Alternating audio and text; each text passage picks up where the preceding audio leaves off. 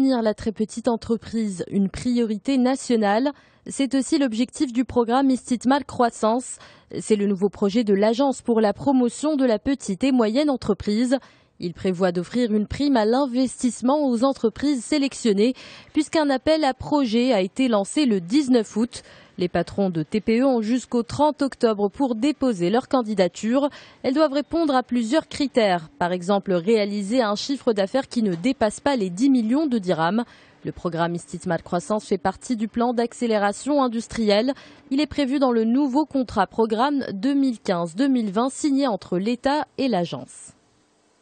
Le Maroc, deuxième exportateur de marchandises vers le port de Rio Grande, dans le sud brésilien, c'est ce que rapporte le mensuel Ports et Navires. La revue spécialisée publie le classement des pays exportateurs en termes de tonnage. La Russie est en tête avec plus de 430 000 tonnes. En seconde position, on retrouve le Maroc avec 340 000 tonnes devant les États-Unis qui livrent 330 000 tonnes.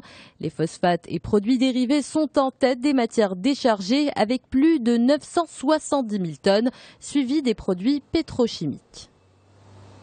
Android One débarque au Maroc. Le programme de Google sera aussi commercialisé dans 5 autres pays africains, l'Égypte, le Nigeria, la Côte d'Ivoire, le Ghana et le Kenya. Un total de 379 millions d'habitants devraient bénéficier du programme destiné à améliorer la qualité de connexion dans les pays émergents. Et justement, ce programme a commencé il y a une année en s'attaquant au marché indien. Bilan, un succès mitigé. Pour conquérir le marché africain, Google fait appel au constructeur le plus en vue du continent, Infinix. Objectif, commercialiser le Hot 2, nouveau smartphone low cost qui sera vendu à environ 870 dirhams. Un nouveau record mondial de fréquentation touristique. Tout porte à croire qu'il sera enregistré en France.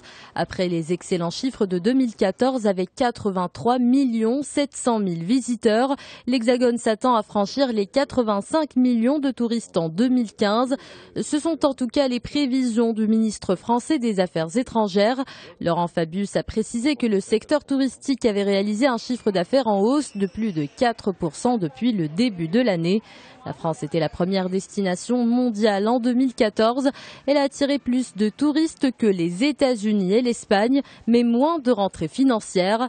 L'année dernière, le chiffre d'affaires était de 150 millions d'euros. Le tourisme a représenté 7% du PIB français et près de 2 millions d'emplois. Après la crise financière, une crise politique en Grèce. L'impasse économique dans le pays a poussé le Premier ministre Alexis Tsipras vers la sortie. Il a démissionné après plusieurs concessions faites sur le programme politique qui lui avait permis d'accéder au pouvoir. Cet épisode intervient alors que le plan de 86 milliards d'euros d'aide est déjà sur les rails.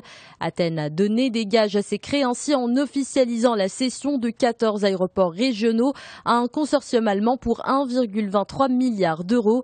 Mais les Européens veulent encore plus de preuves de l'engagement grec. Le pays n'a que quelques semaines pour accélérer les réformes promises aux créanciers.